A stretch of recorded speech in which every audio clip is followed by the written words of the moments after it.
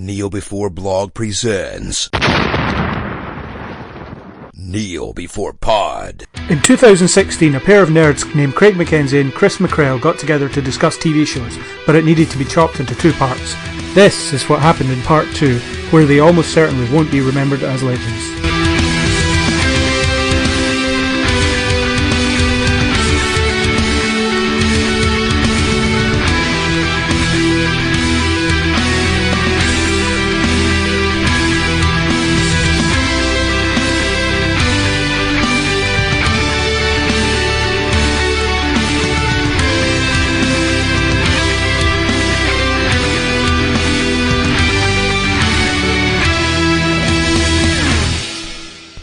Oh, and beware of spoilers. There are no strings on me. I didn't know quite what to expect with Legends of Tomorrow. I was a little bit disappointed in some ways with it. It did seem a bit too similar in ways to an episode of Doctor Who. As soon as you bring in a time master and a time ship that can camouflage itself and hide and all this sort of stuff, you start going, oh, it's Doctor Who, isn't it? By a slightly different token. Yeah. It's Doctor Who with superheroes. Yeah. And not actually superheroes, but the pals of superheroes. We've got Robin and, it's all that. Yeah, I did enjoy episodes of it, but I do think I was slightly disappointed towards the end of it, the way it panned out. I think overall it was a bit of a disappointment, especially early on, because the show just didn't seem to realise where its bread was buttered. You know, it's a show about time-travelling superheroes. You have to work really hard to make that not fun. And somehow they managed it. I think there was a lot of character drama that sort of overshadowed a lot of it, and it broke almost instantly, kept breaking its own rules that they set up to sort of keep it on track. It's like, well, you can't revisit somewhere you've already been, you can't revisit yourself, you can't interact with, and all these things are almost instantly broken within a few episodes. They're sort of visiting their former selves, or they're kidnapping their former selves. They're changing. They're revisiting places that they've already been several times, and then you're like, well, hang on, are there any rules in all of this? Oh, it turns out there's not. Yeah. And so you're like, well, in that case, the solution is very, very simple. You go back and you try and kill him again. Yeah. Now that you've revisited yourself several times, there's no harm done. Off you go. You've unwritten the reason why you need to go on this quest. Yeah, and the impression I get is that the writers didn't really care about establishing rules, so why should we? That's how it makes me feel if it seems like they don't care. If they don't care, why should I bother? It did. I mean, I think the characters the actors did a good job in it. I did like some of the characters. I liked the way that you get to see these characters that you wouldn't have got probably as much time with, or you definitely wouldn't have got as much time with in their original shows. Yeah, and you get to see them a bit more. But I think they became too predictable. At points you're like, oh well, this is the point where they're going to double cross. Yeah, or this is the point where they're going to disobey an order and go off and do this instead, and you start to be able to predict the show, which sort of takes your enjoyment out of it a bit, because you're like, well, I know what's going to happen over the next. They've got 20 minutes left to resolve this, and I know pretty much what the resolution of this is going to be. Yeah. And that I think, spoils it. Yeah, I think the major strength they had was Snart and Mick. They were the best characters because they were the blankest slates. Everyone else had kind of had, apart from Jax, had significant time on another show, whereas they kind of showed up whenever villains were needed. And Snart had a bit of depth, but nowhere near as much as he gained while being on that show. And it was interesting to see them, the worldview change and them become part of this little team. I did enjoy seeing it. The cold puns made this for me. A lot of the time, I was just watching it to go, oh, there's the cold pun. I was waiting for all these. Yeah. It was. I do wonder if he had known that he was going to be playing that character for an extended amount of time, if he would have made him so much of a sort of 40s, 50s mobster style character originally, if he knew he was going to be spending as much time doing that. But yeah, they were kind of the best developed in the end because they had the blank slate. They didn't have any of this exposition before, so they could sort of do whatever they wanted with them. Yeah. Though the Mick's transformation to villain and redemption, or rapid redemption again at the other side, just was a bit disappointing as well. It was something that they could have worked on for just that little bit longer. Yeah.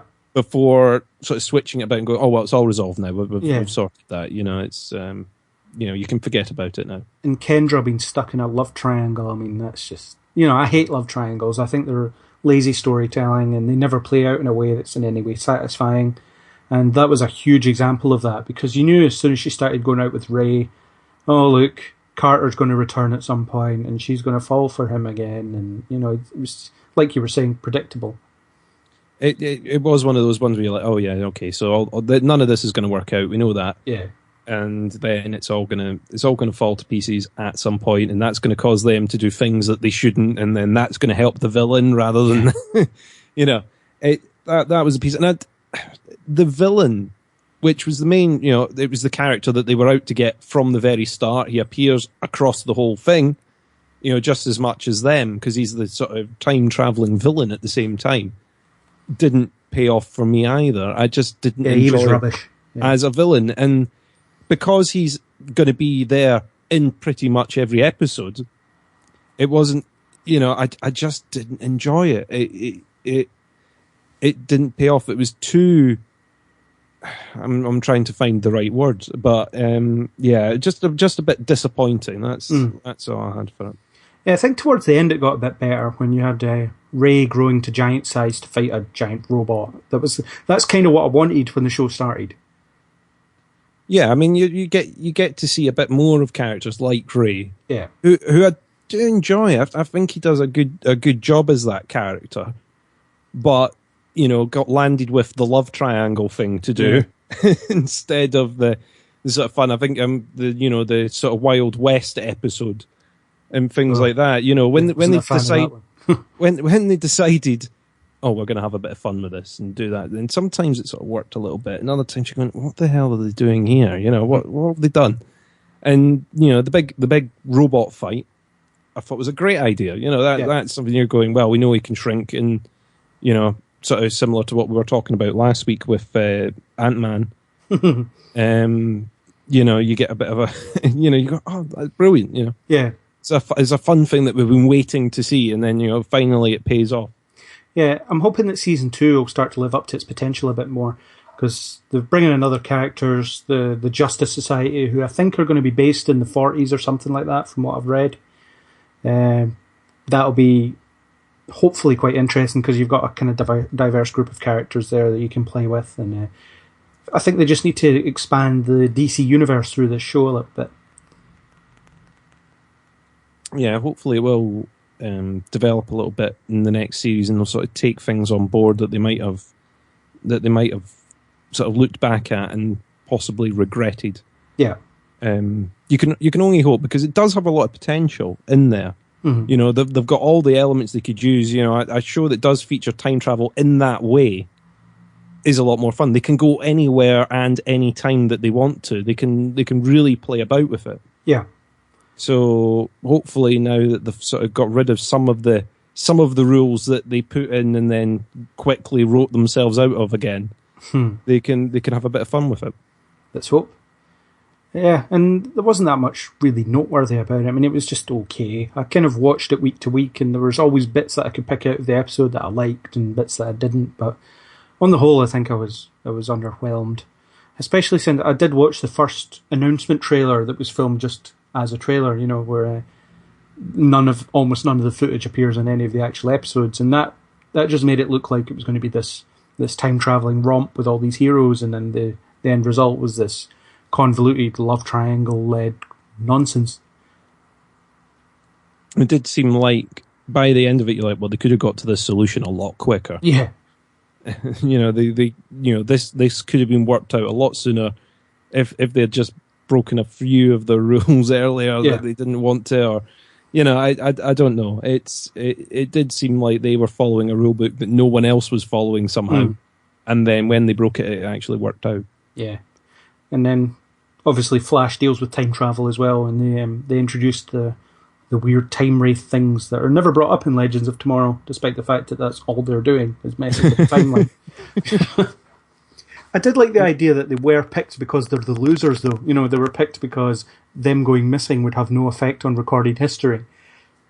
Well, it made a good reason, Yeah. That why would you not just take Arrow, Flash, whoever out the timeline and use them? Yeah, that was the problem I had with Suicide Squad. It was, why is nobody asking Batman instead of these dangerous criminals? And in this show, they gave a reason for it. It's because the Flash is important to the timeline. The Atom is not. As soon as we remove him, there's consequences. Yeah. Whereas if we remove you, nothing. It's fine. So it was a clever way of doing that, and it gave the whole team an arc as well. They had to fight to be useful, essentially. Yeah, it gave them a motivation to sort of prove them wrong. Yeah. We are important. We are going to make a difference. And then all they did was help the villain for 15 episodes before solving it in the 16th. So, good work, team. Give them assistance. Yeah.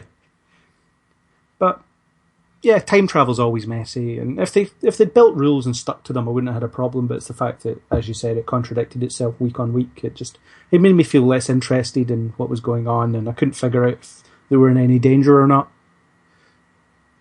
That was another big problem. Yeah, it was one of those. And then also, different sort of utilities coming into play when it's sort of narratively convenient. It's, oh, well, this is the way we solve it, and it's nice and quick like that. And you go, well, actually, that wasn't a thing earlier on. That you've just pulled this out the air, Yeah. at the very last minute to solve everything, Mm-hmm. But it was fine. It has potential. It's getting a second season. Second season's a good chance to fix it all, so let's hope. So, is there anything else on Legends, or should we move on? The only other thing I would like to say is I thought Arthur Darvill did all right in the role. I think though for him it must be a bit of a cursed thing to be playing not quite Doctor Who. He's playing the Doctor, but he's not playing the Doctor. Yeah, he's playing the Doctor, but not the Doctor. After being on a show like that, but I do think that he did it in his own way, and I thought he did all right. The character, the reason for the character doing what he's doing, I thought was well worked out. But he has plenty basically of charisma, caused it himself in the end. But yeah, he had plenty of charisma. That was the important thing. That's about it for me on that one. I don't really have anything else to say about it. It didn't make that much of an impression on me. So, on to Supergirl, then. The one that we touched on earlier, where it's the one that sits in its own little universe that doesn't impact the other ones too much. It does slightly, but not too much. And what were your thoughts on it as a season? I wasn't sure what to expect at first, but I did enjoy it. It was different, which is always a good thing, It wasn't too similar to the other shows. You've got a female protagonist in this one, which sort of helps give it a little bit of a different dynamic. You've still got the same character sets that you've got in some of the other shows. You've still got the sort of techie specialist that can sort of dig you out in certain ways, and you've still got that slight thing. But I did enjoy it. I do like the fact that they've sort of put it in a separate universe to sort of solve some of the problems that they would have otherwise. And I did think that it developed pretty well in sort of explaining why Kara hasn't been Supergirl this far. She arrived late. She arrived after Superman rather than before or with, and so she's decided to keep quiet and keep out of the way up until this point. Yeah. She doesn't feel like she needs to use her powers because Superman is covering it all. So, from her point of view, she feels kind of absolved of that responsibility, which is an interesting way to take it. And then she decides that she can be doing more because she feels she's a directionless 20-something. And aren't we all? No, I do think it was good, and I liked the dynamic between the different sort of characters on our team. I did enjoy it, though it has got that thing that you hate, the love triangle in it again.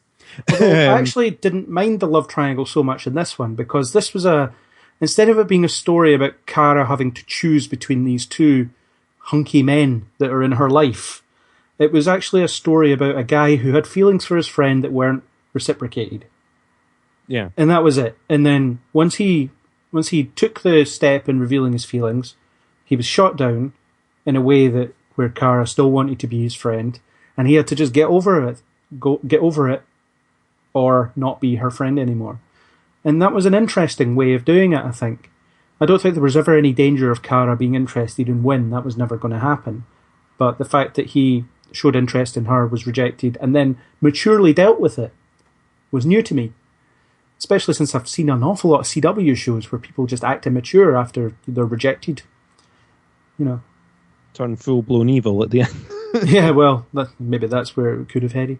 But I did like that. It was a bit different. Yeah, I do enjoy bits of it. I do think some of it was a lot cheesier. Isn't probably the right word to use, but it was that sort of lighter way of looking at things. Definitely for the sort of first half of the series. Yeah, where the stakes aren't quite there. So it was a sort of lighter universe to be in, a more fun universe. Mm-hmm. Well, it was kind of very glossy and it looked good. It was well lit. Everyone was so pretty. You know, it was one of those, oh, this is a nice place to be. It's quite a happy place. And then eventually once they started getting deeper into the side stories, it got a bit more interesting.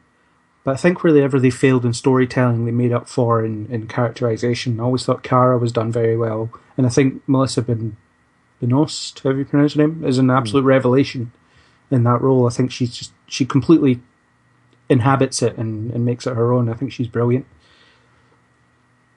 I do think that she's done a pretty good job with it. I think the fact that it's getting a second series is pretty good. You know, it shows it's getting I think it's getting a longer run as well, isn't it? I can't remember. Off the top of my head, I might be making that up though.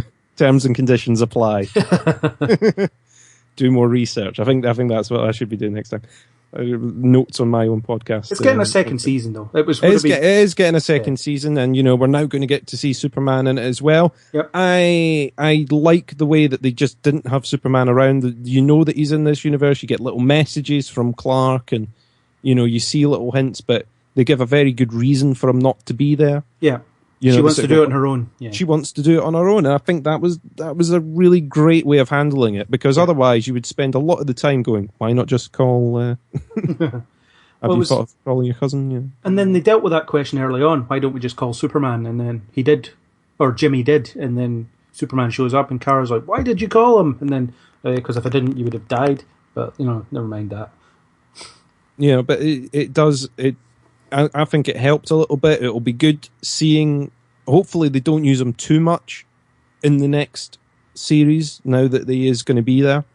They have to be equals. That's an important thing. Yeah. He can't show up and solve all her problems. He has to bring something. She has to bring something. And, you know, they should work to the resolution together rather than one of them being the linchpin of that resolution. Because if you're just bringing Superman in to show how much his cousin's better than him, then that's pointless. But if you're bringing him in to show that he's better than his cousin, then again, that's also pointless. No, it has got to be a sort of thing of equals, hopefully. Yeah. And, you know, considering it's still, you know, the title above the door is still Supergirl, so hopefully they keep her at the centre of the story and it doesn't shift too much.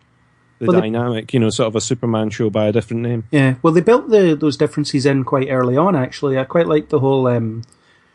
The explanation of how their ways of thinking are different. You know, Kara remembers Krypton because she lived there for a number of years before she was sent to Earth. So she remembers Kryptonian culture and how they see things. And where Superman works alone because he's been brought up that way, that's what he knows. Kara remembers that Kryptonians don't see any shame in asking for help. That's why she asks for help.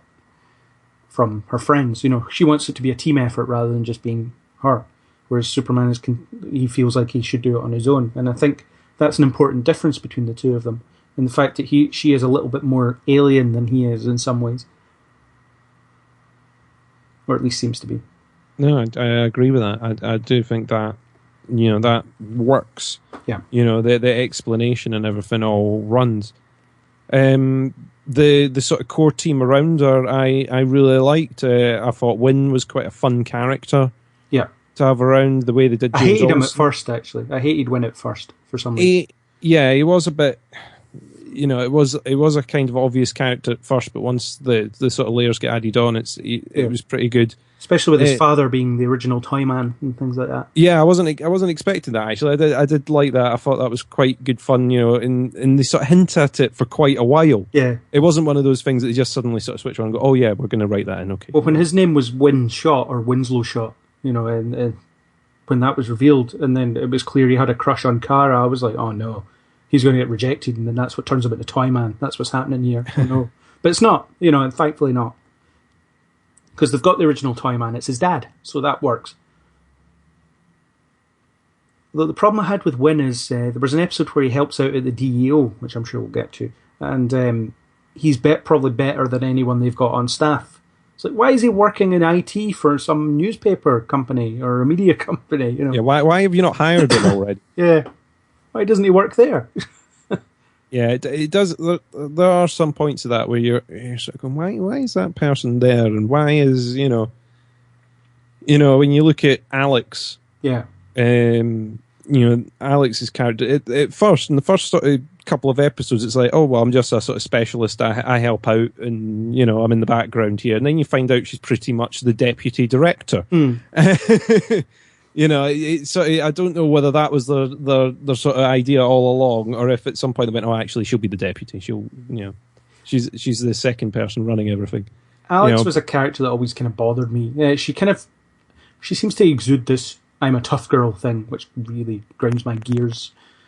Well, it was a tough girl image that they get rid of whenever it was convenient. Yeah, I do like she'd be whimpering in a corner when they needed it.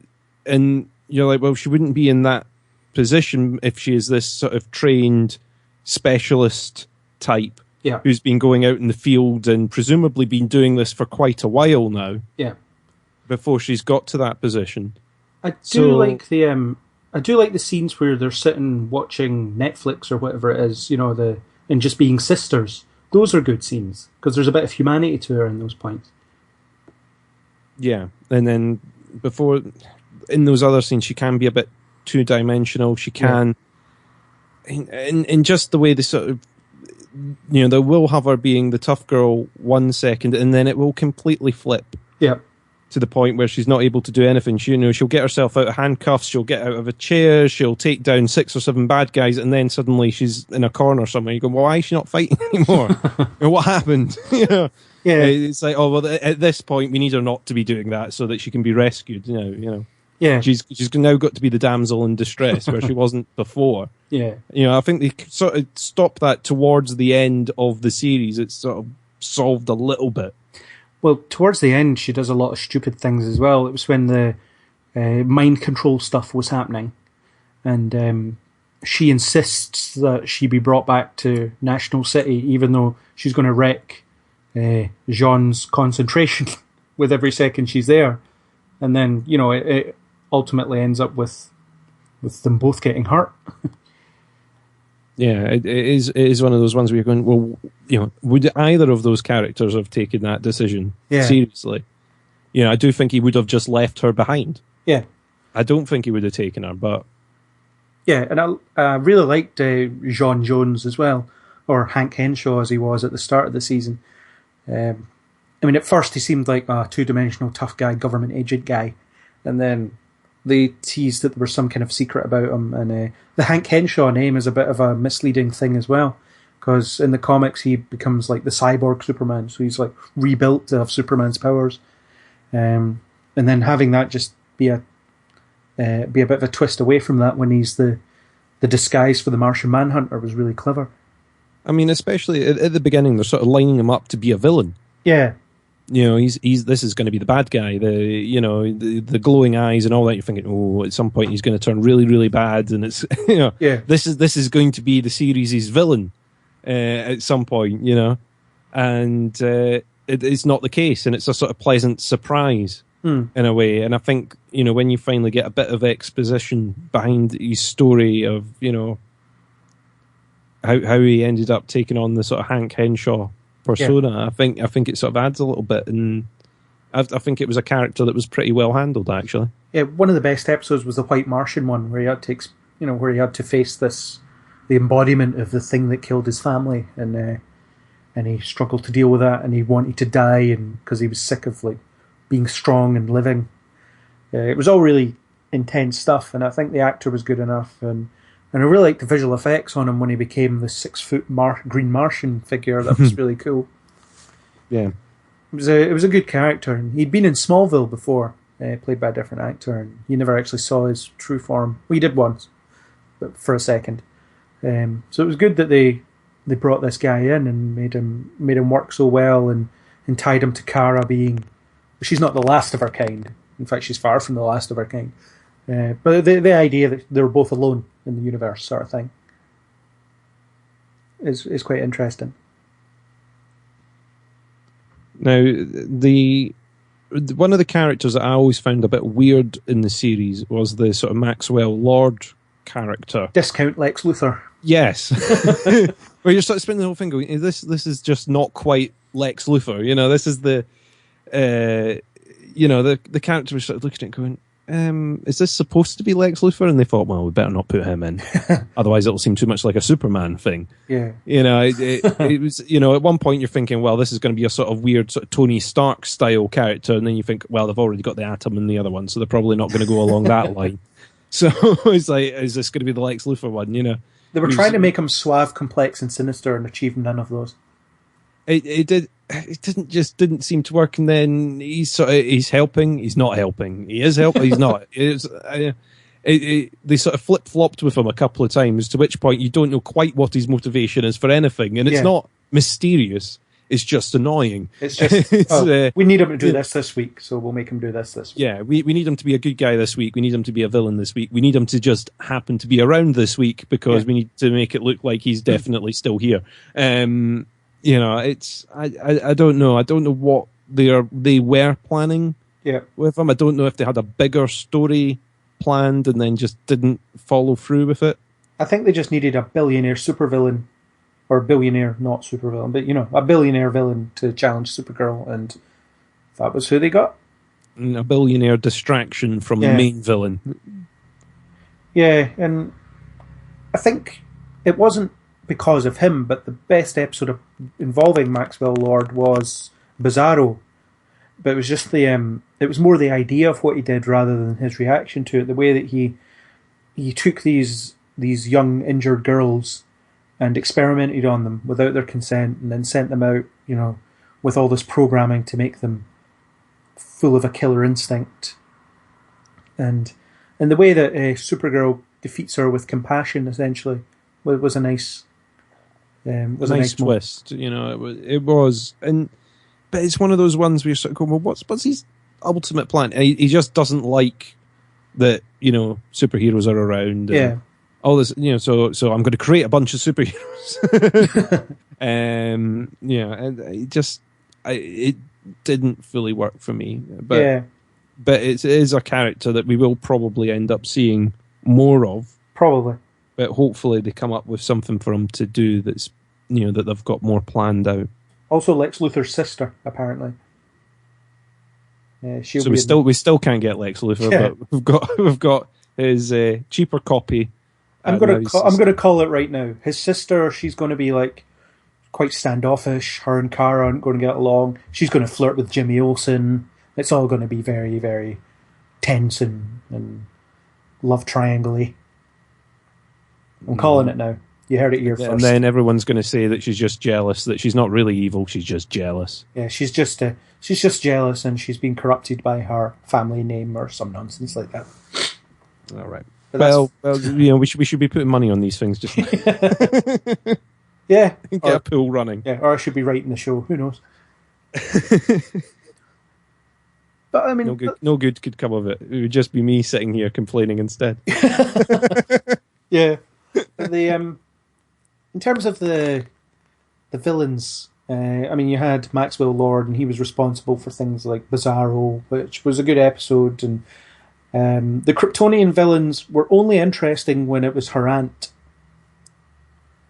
Once she was killed and was replaced by Non, it was horrible.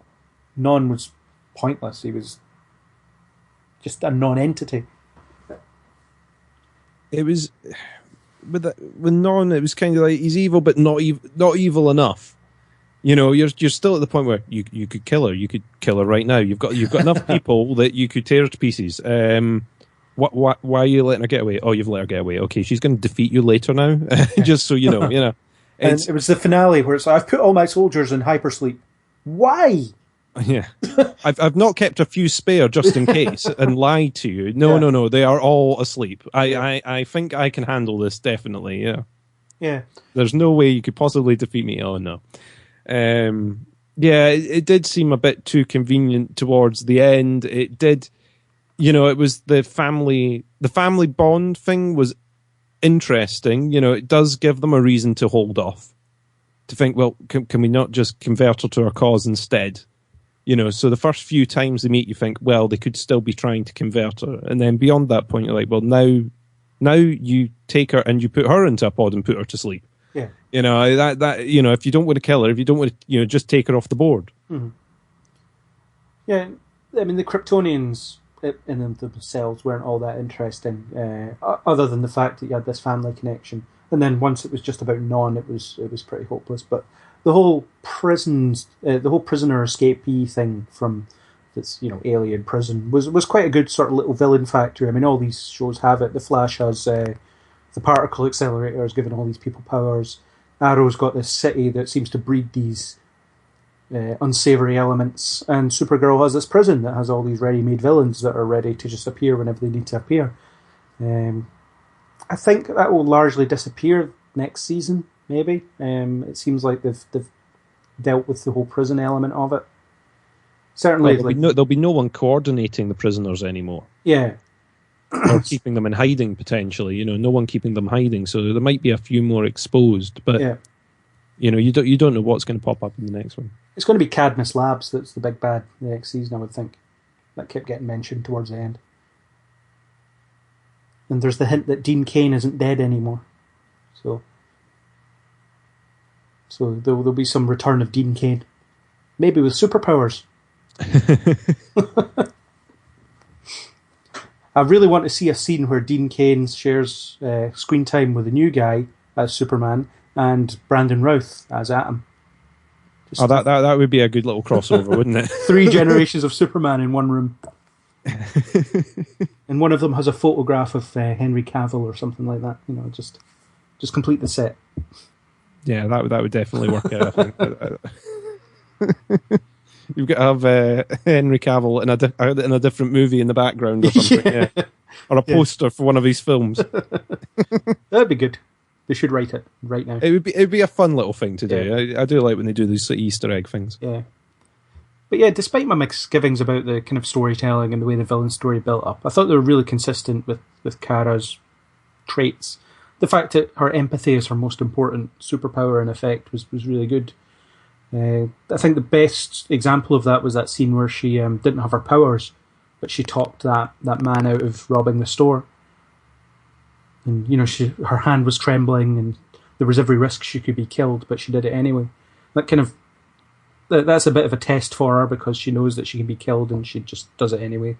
I quite like that scene. No, I think there were some really good episodes. There was some really good work. There were some things that were a little bit, off, but hopefully, I have more hope in this than I do for Legends of Tomorrow. Yeah. So, but it all depends on what they do next and where they put these characters. Yeah, and it's an important show as well because you've got so many TV series where there's a male in the lead, and this is a show that teenage girls or little girls can watch and they can look up to this female strong. I say strong as in the sense that she's well rounded, not in the sense that she's strong, because she's just as vulnerable as a normal human being, really. But the fact that people can look up to her and say, "This is what I want to be," and it's a good thing for young women to have that. I think. Well, it makes a welcome change. Yeah. I think that's the thing, and hopefully it proves successful because then it stops networks and TV executives shying away. Where if it's a failure, or the numbers go down, or the numbers aren't as successful, then they point to it as the case for everything. Yeah. Go, well, we won't do anything like that again because this is what happened the last time round. Yeah, it definitely has a lot of potential. I think season 2 will be. It comes home to CW, which is where it should have been in the first place, I think. Like we mentioned earlier on, all these are getting some sort of big tie-in later on. So I'm interested to see how that all works. Oh yeah. Sometimes these things sort of, like we said earlier on, distract away from the story. So as long as they've all worked together and all had a really good discussion about how they're wanting to do it, then it should work all right. Where if it's a token, a very token gesture, then it'll be, I'd question why they bother with it at all, except, just to show off that they can. Yeah. And there's going to be a musical crossover next year, apparently, or this year, whenever. Yeah, I didn't believe you when you told me that, and I still don't believe it now. I know. You've got two characters that were once in Glee, so why not? And they're now both playing superheroes. Yeah, you've got that. And I suppose John Barrowman does musicals, doesn't he? Oh, God. There's one of the crossovers for John Barrowman to be in. Oh. I do kind of want to see this, actually. But yeah, hey. I don't know if it would be better as some sort of skit that they put in somewhere or some sort of hallucinogenic dream, possibly. Well, there is a DC villain called the Music Meister who, for some reason, has the ability to make people sing spontaneously. So they could do that. They could do that. Yeah. Or someone just takes some very funny substance and and comedy ensues. Kryptonian weed. Yeah, something like that. I don't know. I think I'll give them the benefit of the doubt as long as it's fun and it doesn't completely destroy the ability to take the show seriously. Then I'm on board. Yeah, it's good. I think if they are doing this thing, which I still don't believe, then as long as they somehow make it stand apart, so that you can take the characters and the plot seriously afterwards. It worked in Buffy. That's all I'm saying. Well, if it worked in Buffy, then it'll definitely work. What can I say? Yeah. What were your thoughts on the Cat Grant character? We haven't really talked about her at all. At first, I thought, it's another comedy light relief character, I thought, at first. But then she does turn into a bit of an inspiration, strangely, where you wouldn't, I don't think I would have expected her to become an inspiration for Kara. Yeah. Part way through. And the character does change around a little bit. Mm-hmm. I have a bit of a love and hate thing with it, to be honest, because it did seem at some points like she was the not the sort of Lewis Lane type character, for want of a better. She's she was the one that was in peril or kidnapped or taken hostage, or someone's got someone's going to argue with her or try and take her out. It did seem that she was there to be put in peril a lot of the time. But I don't know. I'm kind of in two minds about it, really. What do you think? I actually did quite like her. She's a mentor figure, first and foremost. Her lessons are quite harsh and they're quite, blunt. But the point does get across. And I actually think they missed a trick because early on I thought she obviously knows that Kara is Supergirl because it's staring her right in the face. And what she's doing is she's choosing to honour that secret and give her advice at the same time. But then later on, it's made clear that she doesn't know that Kara's Supergirl, and Kara's able to convince her that she's not. So I think the relationship works better when on the assumption that she knows but isn't letting on. Yeah, I think that's true. Actually, I did think at the beginning, like you, that she's figured this out, and that's why she's given this advice at this time, which is very, very convenient.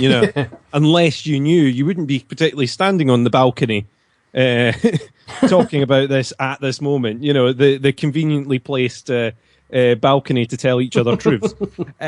You know, everyone has their balcony moment. The balcony confessional. Yeah, that's it. The balcony confessional, where they go, I'm going to go out to the balcony. I'm going to look pensive for a moment. Will you come over and tell me a heartwarming story, please? And solve this problem for me.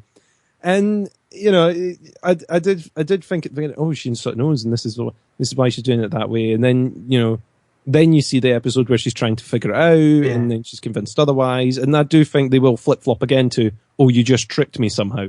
Depends how often she appears in season 2 as well, because they don't have her full time, I've read. Apparently she's in the first 2, and then there's no plans after that, because everyone else is willing to move to Canada, but not Mrs. Harrison Ford. Which is fair enough, I suppose. I mean, they did well to get a hold of her for an entire season as it was, and I think they used her quite well. Her role was quite important because one of the major themes throughout the season for me was image, as in it was about Supergirl's media image. How does the public see her?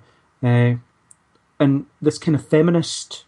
I know people sometimes think of feminism as a swear word, and how things are portrayed, but I think it was a very good version of feminism where it's all about, no, this is how women can be taken seriously in society. You know, the facts are that they've been subjugated in some ways by men over the years, and this is how Cat Grant built her way towards respect, and this is what she could do that men couldn't, and she was aware of the things that men would get away with that she wouldn't. And it's that kind of the honesty about that, and the way that Supergirl is presented to the public through her building that image. It's a kind of media relations thing, and it's done quite well. I did think she was sort of fun in that way with the media relations. A lot of the sort of gags and the jokes and the quick quips that she does made me think of a sort of Jonah Jameson style character. Yeah. It was very similar along those lines. To quickly making up the headlines and quick firing people that she disagreed with in the office. It was. She was a fun character. They sort of took down some of those walls later on in the series, where at first she seemed like a very sort of unapproachable character. She's got time for Kara just about, and then she will send her away, very, very quickly. But whereas at the end, it seems like they can drop in at each other at any moment. Yeah. But no, I think it was a good character. It did provide a bit of light through it. It did provide a decent mentor as a proper, is a better word than the sort of inspiration thing that I was saying earlier on. She was a good mentor. Yeah, and she had some great lines as well. Some of the best and most fun in the series is watching that character. It's a shame if it's true they've only got her for a couple of episodes, and that's a shame. Yeah, it'll be interesting to see what they put into place and how that rocks the dynamic. Yeah, it's like when she says things like, "I can't hear you over the sound of your cheap pants" and all this kind of stuff. She was a good character, and I think they do well to get more of her. But if that's all we see, then who knows what will replace it? I suppose. Well, that could be where your Luthor character comes in. If she's got the money saved up and she wants a magazine. What's she bought? Of course, she's bought this one. Yeah. There's a way to get the love triangle in when she's the boss. Yeah. God, I can see it now. It's going to be horrible. You should put money on that now as well. Okay, there we go. And I suppose the last thing on Supergirl that we should talk about is the appearance of the Flash in one episode, which I thought was definitely the highlight of the season in so many different ways. I thought it was excellent. It was really good. I knew the crossover was happening. I didn't know what episode it was going to be in. I hadn't watched The Flash yet at that point either. So I watched everything out of sequence, which is maybe not the best way to do it, but it's the way I did it nonetheless. But yeah, I enjoyed it. I thought it was a lot of fun. It kind of shows what you can do because you've got the rights and you can do these crossovers. Yeah. I really enjoyed seeing those two characters interacting.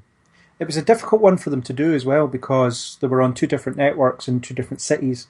So what you had was Grant Gustin flying back and forth, just to film this episode, and so it was a lot of work went into it, and I do think it shows. I mean, I always thought from when Supergirl came on, I want to see these two characters interact, because tonally the shows are quite similar. You know, they're both more lighthearted and more fantastical, and the way that they just instantly got along. You know, you didn't have the token misunderstanding superhero fight before they got along begrudgingly afterwards. They just, as soon as they showed up, as soon as Barry showed up, that was it. They were friends, you know, immediately. Yeah, there wasn't a big long period with having Barry locked up in a cell somewhere, no one trusting him, and all that. You know, the usual amount that goes through that. I thought it was good the way Barry then interacted with all the other characters that you've got. You know, sort of Wynn and James were Olsen best friends. Yeah, yeah. I think it worked really, really well.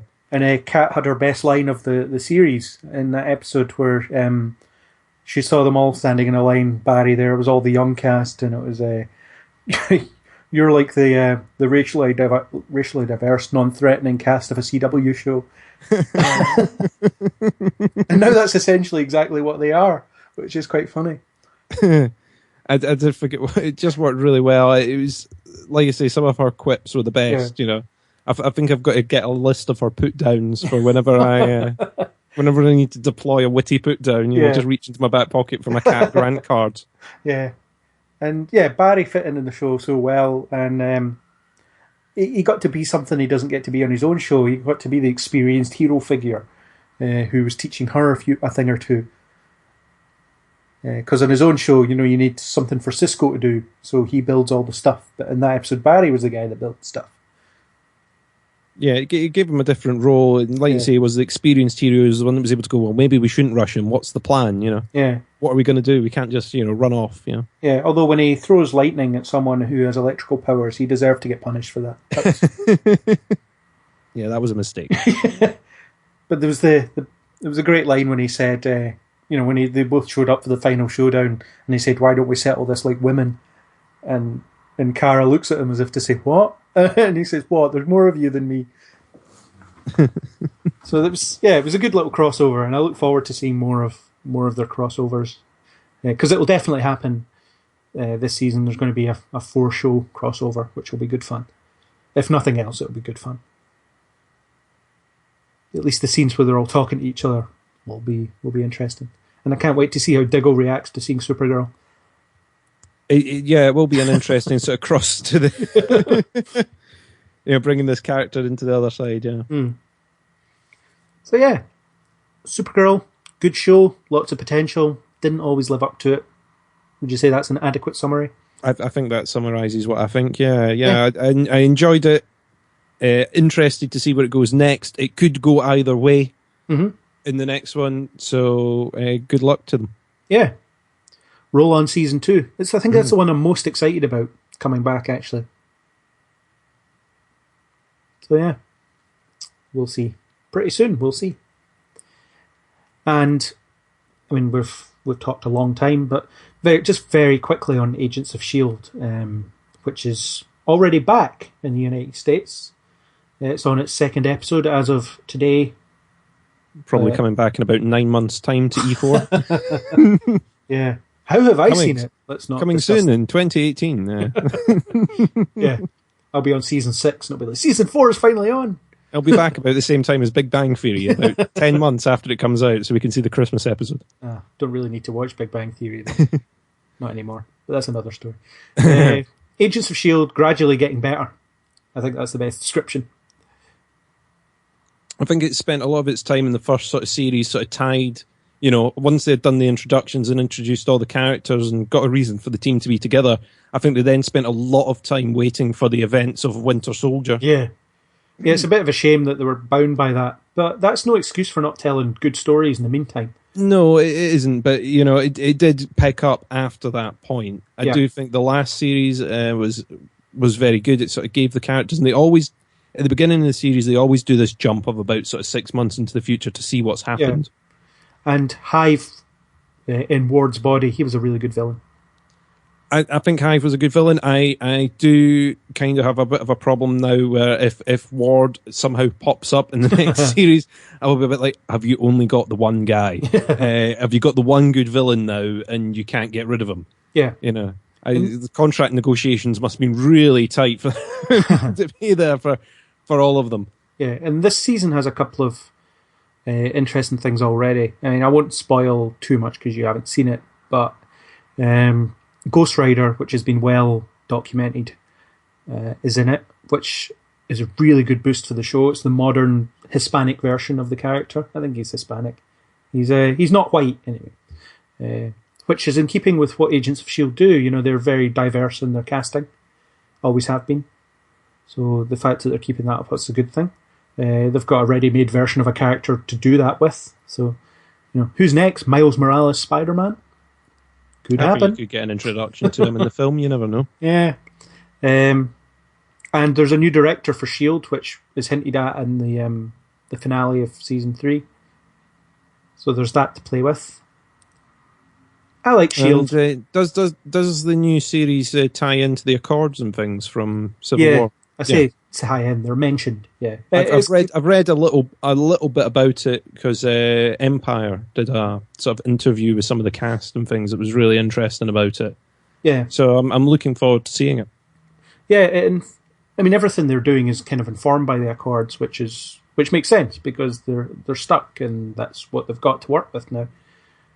And that's kind of what the new director's all about, at least so far. So they've got that, and they're bringing in magic to prepare people for Doctor Strange.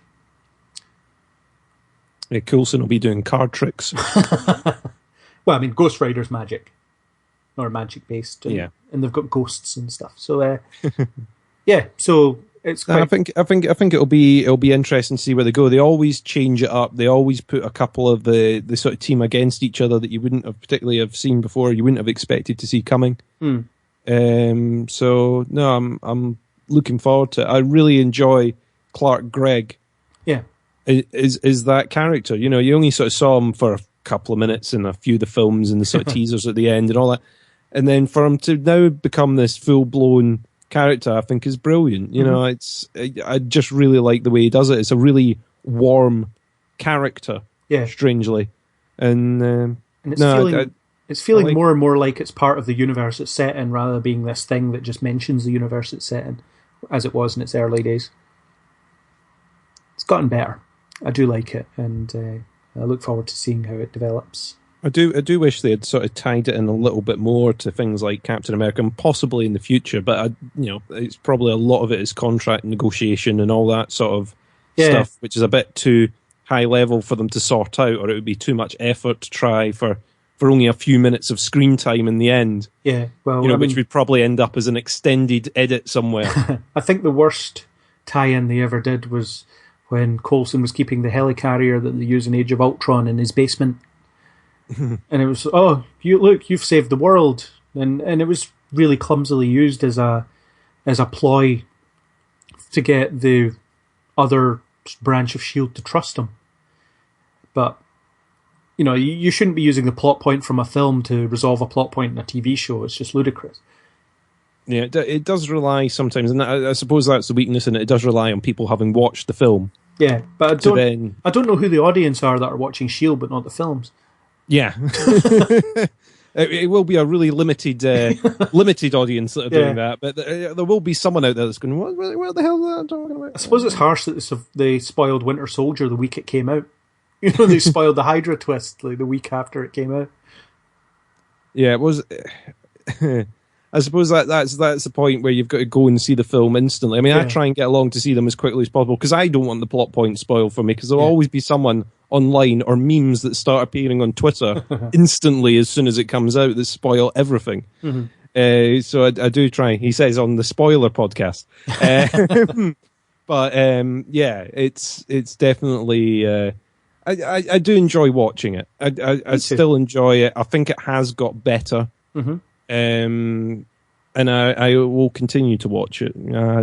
I'm looking forward to it. Oh, I'm invested. Anything that Marvel do, I'll watch.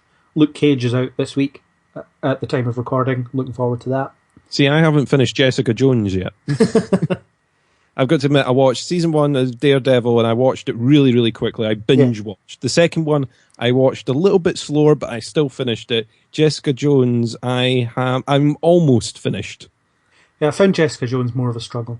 I've found it more of a thing to watch, though. I'll probably need to finish that first before I jump onto Luke Cage, I think. Most likely, yeah, because the two characters are linked in different ways.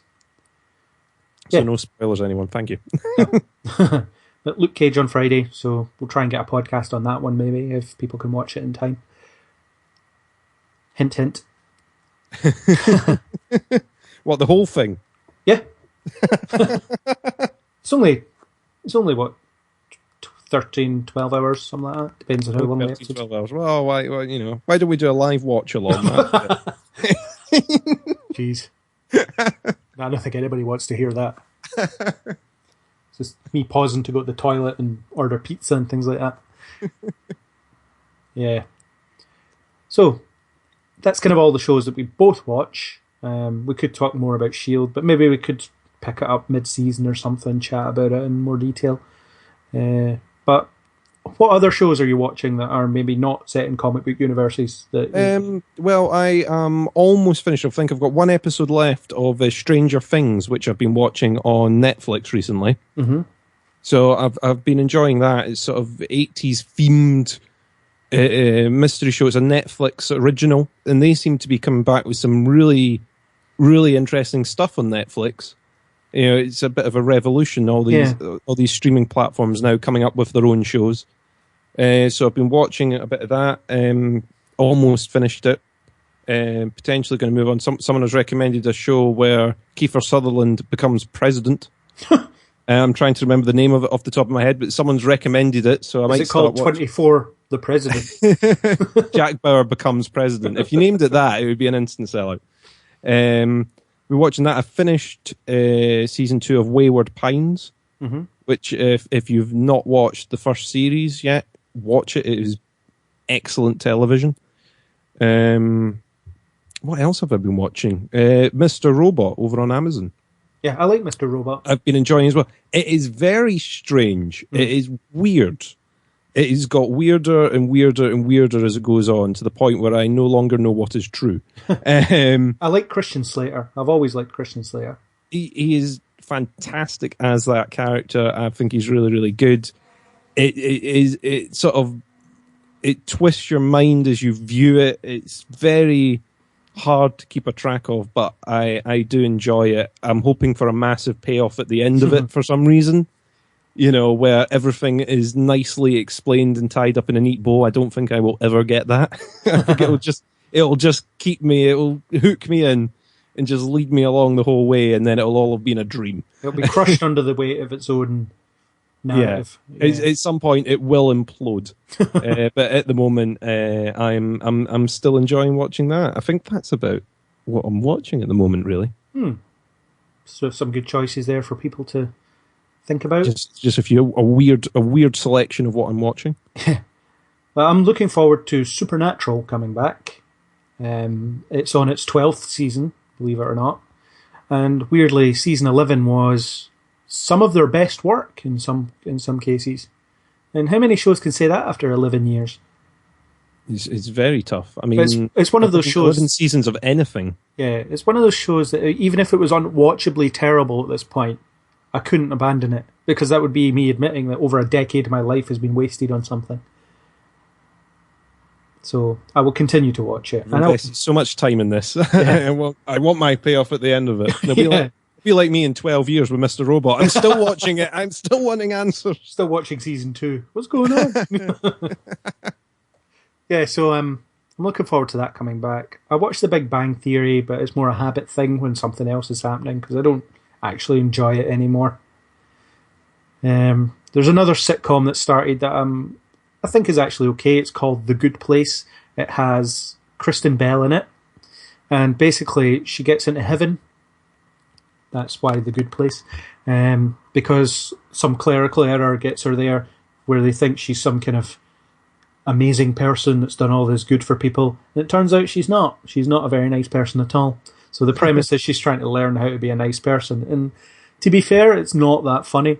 But I think Kristen Bell is great at dropping comedy lines. I think, when she has to come across as being this awful person, I think she nails it. I've always liked her, and that's why I'm watching it, to be honest. What else am I watching? It won't be back on until next year, but iZombie, which is brilliant. It's made by the same people as Veronica Mars. The dialogue's very snappy. It's very funny. The stories are good. The characters are good. Everything about it's just good. And The 100 next year is coming back again, which I quite like. It's a lot darker than any other CW show I've seen, which is normally something that I count against it, but it's really enjoyable. It's picked up as well, that one, for me. The 100. I wasn't too sure of it at the end of the first series, and then it's really picked up for me. Characters are good. The situation's good. It's just compelling viewing. There's a couple of new shows I'm interested in. There's one called Frequency, which is a sci-fi show, again, on the CW. Westworld, that's on soon. That looks vaguely interesting. So yeah, there's more TV than I can cover, which is why I've recruited new writers. At least one, hopefully two, to cover a couple of things for me. So, unfortunately, I can't spell, so I can't help you out with that. As we learned at a Star Wars themed pub quiz. Oh yeah, I definitely can't spell. So if anybody listening is interested in writing for the website, then get in touch, and we'll see. What's your email address, Craig? Email me at craig@kneelbeforeblog.co.uk, or just leave a message in the comment section with your thing, and I'll find you. Who knows? I can't think of any other TV shows that I'm watching because I watch enough. Star Wars Rebels, that's back. That's good fun. It's enjoyable. And we're getting new Star Trek at some point as well. Yes, in May now. Yeah, it was supposed to debut in January, but it turns out they've done no work on it, so it's May now, which suits me, to be honest, because that's when all the TV shows that I review start to wind down, so I don't have to make time for it. It'll just be there when everything's finishing, so that'll be nice. New start. That'll be so much to work on. Yeah. So much to do, so little time. So if anybody wants to pay me for this, please do. Again, another shameless plug during the podcast. But you can have your name here. Yes, your name right now in this podcast. Yes, I will edit your name in if you contact me with money. Your name in this place right here. So, I think we've beaten the whole TV show thing with a stick, and we should probably wrap up because that's been a very, very long conversation. I agree. A good conversation. We've covered 2 DC universes, the Marvel Universe, and some other stuff. And a bit of everything else. Yeah. I'll probably split this into 2 parts. 2 easily digestible chunks. Bite-sized pieces. Bite-sized pieces, yeah. So yeah, thank you again for joining me on the second of perhaps many podcasts. You're welcome. Thank you very much for having me on. No problem. And any listeners, I reiterate, who want to write for the site, get in touch. Always looking for new voices. So I will bid thee good night. And good day and good morning. Until next time, if there is one. Goodbye. Goodbye. So, that's it for our TV discussion. Links to information on all the shows we discussed, as well as reviews, can be found in the show notes. Once again, thanks to nstens1117 for the supplied music, and if you like what you heard, then please do subscribe on iTunes, YouTube, or any major podcasting app. We'll catch you on the next Kneel Before Blog.